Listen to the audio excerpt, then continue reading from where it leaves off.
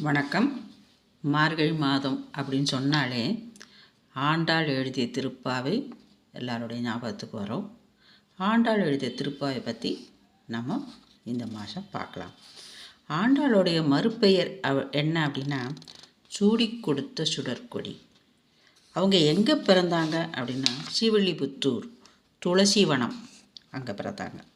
ஆடிப்பூரத்தில் பிறந்தாங்க. அவங்க அம்சம் என்னென்னா பூமகள், பூமாதேவியாக இருந்தவங்க இங்கே பூமியில் ஆண்டாளை அவதாரம் எடுத்ததாக வரலாறு சொல்கிறது. தகப்பனார் பெரியாழ்வார், விஷ்ணு சித்தர் அவர் தான் அந்த அம்மாவை எடுத்து வளர்க்குறாரு. இயற்பெயர் கோதை, வேறு பெயர்கள் சூடி கொடுத்த சுடற்கொடி, ஆண்டவனை ஆண்டதால் ஆண்டாள் என்று பெயர், இறைவனை மணந்ததால் நாச்சியார் என்று பெயர்.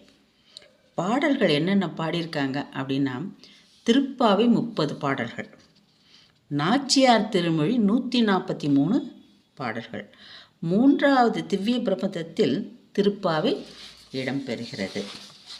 ஆக ஆண்டாளோட சிறப்பை ஒன்றொன்னா பார்த்துட்ருக்கோம். அது இல்லாமல் அவங்களுடைய ஆண்டாள் பாடியிருந்து பள்ளமடை அப்படின்னு சொல்கிறாங்க. 12 ஆழ்வார்களிலே ஆண்டாள் ஒருத்தருங்க தான் பெண் ஆழ்வார் அப்படிங்கிறது இங்கே சிறப்பு. இன்னும் சிறப்பு சொல்லணும்னா ஸ்ரீரங்கத்தில் பகல் 10 அப்படிங்கிற உற்சவத்தில் கடைசி திருநாள் சுவாமிகள் நாச்சியார் திருக்கோலம் பூண்டு வருவதாக அமைச்சிருக்காங்க. நாச்சியாருடைய வேஷம் போட்டுட்டு அவர் சுவாமி காட்சி கொடுக்குறார்.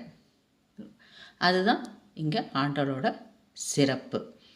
அடுத்தது ஆண்டாள் எழுதிய திருப்பாவையை நாம் இந்த பதிவில் பார்க்கலாம். தேங்க்யூ.